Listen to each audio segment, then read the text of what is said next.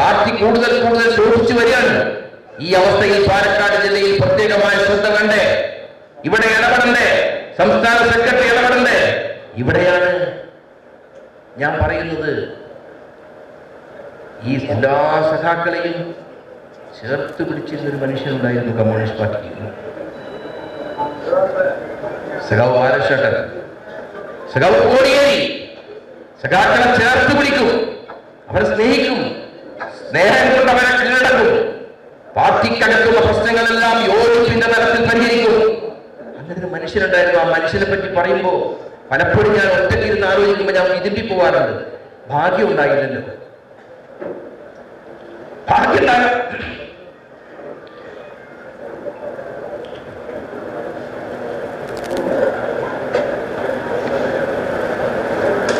നമുക്ക് ഭാഗ്യമില്ലാതെ പോയല്ലോ. ആ മനുഷ്യനൊക്കെ ജീവിച്ചിരിക്കണ്ടായിരുന്നില്ലേ?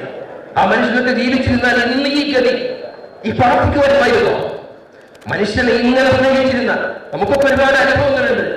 അവിടേക്ക് കായൽ ചെല്ലുമ്പോൾ ഇങ്ങനെ കൂട്ടിന് പിടിക്കും. എന്ത് പ്രശ്നങ്ങളുണ്ടെങ്കിലും ആ പ്രശ്നങ്ങൾക്കും വേദനയ്ക്കും ഒരു പരിഹാരം കാണും.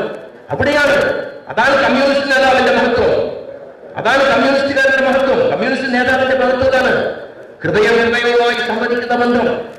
അതാണ് പാർട്ടിക്കകത്ത് വിമർശനം ഉന്നയിക്കുമ്പോഴും ഘടകത്തിൽ നിന്ന് പുറത്തു വരുമ്പോൾ സഖാക്കൾ തമ്മിലുണ്ടാകേണ്ട, കമ്മ്യൂണിസ്റ്റുകാർ തമ്മിലുണ്ടാകേണ്ട ഒരു ആത്മബന്ധമുണ്ട്.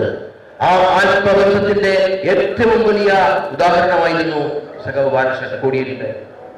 കോടിയേരി മരിച്ചതോടുകൂടി ഒരു ശൂന്യതയാണ് അനുഭവപ്പെടുന്നത്.